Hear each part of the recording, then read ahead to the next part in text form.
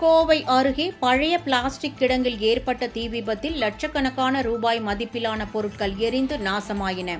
கோவையை அடுத்த ஈருகூரில் KMM பள்ளிக்கு அருகே பழைய பிளாஸ்டிக் பொருட்கள் சேமித்து வைக்கும் கிடங்கில் திடீரென தீ விபத்து ஏற்பட்டது. தகவல் அறிந்ததும் பீலமேடு பகுதி தீயணைப்பு வீரர்கள் சம்பவ இடத்திற்கு விரைந்து சென்று தீயை அணைக்கும் முயற்சியில் ஈடுபட்டனர். ஆனால் பிளாஸ்டிக் பொருட்கள் அதிக அளவில் இருந்ததால் தீ கொழுந்துவிட்டு எரிந்தது. இந்த தீ விபத்தில் பல லட்சம் ரூபாய் மதிப்பிலான பிளாஸ்டிக் பொருட்கள் எரிந்து சேதமடைந்தன. இந்த தீ விபத்து குறித்து சிங்காநல்லூர் காவல்துறையினர் விசாரணை மேற்கொண்டு வருகின்றனர்.